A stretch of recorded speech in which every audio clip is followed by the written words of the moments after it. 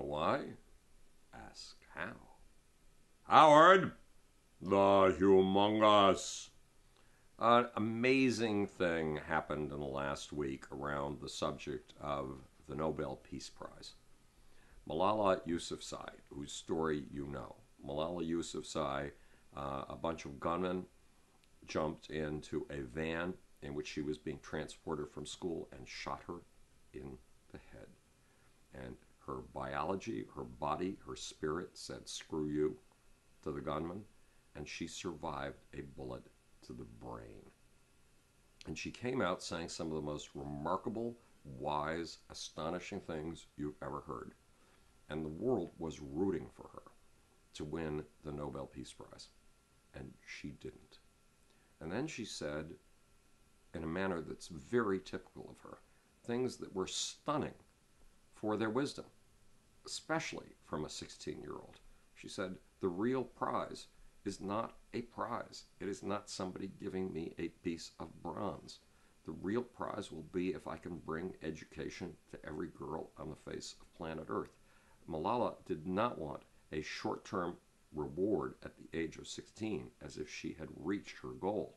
She wanted a lifelong goal that would keep her going on the path of achievement every single day of her life. That was remarkable. Malala made people's jaws drop when she apparently spoke to Barack Obama, another Nobel Peace Prize winner.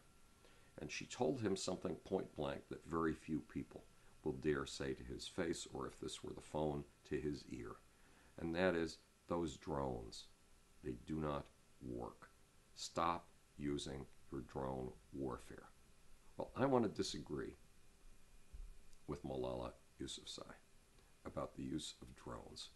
And the argument goes very simply. In World War I, the second major industrial war in which people were transported by railroad train, in which artillery ground up people as if they were ground beef in the history of mankind. The first was the Civil War. 200,000 people would die in a single day of battle. 200,000 people. Think about that. In World War II, similar things would happen, though not on quite the same scale. By the time we reached the Afghan War and the Iraq War, if 5,000 to 6,000 Americans died in 10 years, it was considered a major loss. That is a dramatic drop in the number of human beings thrown away on a war. Even in the war in Vietnam, 57,000 Americans died and 1 million Vietnamese soldiers' lives were tossed away by their generals. That's a lot of human lives.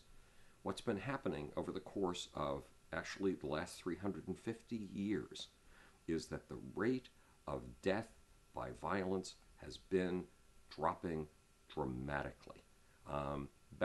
It's 1 today. The rate of peace is almost 10 times as high as it is in those societies you hear about, tribal societies, indigenous societies, where people allegedly live at peace. No, they do not. The state of natural man, the state of the noble savage, is one of intense violence, and we've been decreasing that violence dramatically. We're at war with militant Islam. We didn't declare the war. We believe in religions getting along with each other. Once upon a time in the beginning of the United States, when the Massachusetts colony was established as a theocracy, as the New Jerusalem, as a city on a hill, if you were not a member of the church that ran the state of Massachusetts, if you were a Quaker from Philadelphia, and you dared ride your horse into Massachusetts, you were hung. This is not an exaggeration. This is exactly what they did to you. Over the course of the evolution of American society, we learned that different religions should live at peace with one another, that Quakers should live at peace with Congregationalists, that evangelists should live at peace with Episcopalians, that Jews, Muslims, Buddhists should live at peace with Christians. That has not been learned in most of the world. Islam is a religion that was founded on war against all non-Muslims. Why? For idealistic reasons, to liberate them unto the truth of the one true God. That war against the rest of the world started in 622 AD. Muhammad started it. In 1992, Osama bin Laden, in a long and exquisitely artful, exquisitely knowledgeable, history-riven document, declared war on the United States. We did not declare war on militant Islam. We did not declare war on Osama bin Laden. And Osama bin Laden and those who follow in his footsteps today have continued to make war on us. Look what they've done in a Kenyan shopping mall where they killed over 40 people, in an agricultural school in Nigeria where they walked in the middle of the night and mowed down 40 innocent students in their sleep, in 3 villages in Nigeria where they slit the throats of everybody in town they could get their hands on, again in the middle of the night. This is war. If we can stop, if we can carry our end of the defensive apparatus of this war and wipe out the enemy, wiping out only 1 to 7 people at a time with drones instead of the 200,000 people of a single day's battle in World War I, we continue, as strange as this sounds, that dramatic increase in peace, that dramatic decline in violence. Is every life valuable? You bet. Every life is its own infinity, and when you cut it off, it's gone forever.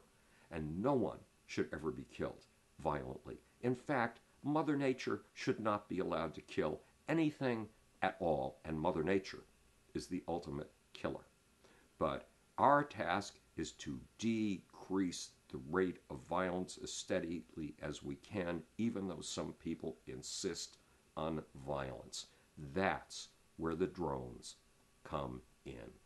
So Malala is right on almost everything. She is a brilliant, courageous girl with so much sagacity and wisdom, it defies belief. But on this one, I'm for the drones. On this one, Malala is wrong. This is Howard the Humongous speaking to you from a future. It is not at all easy for you and me to make.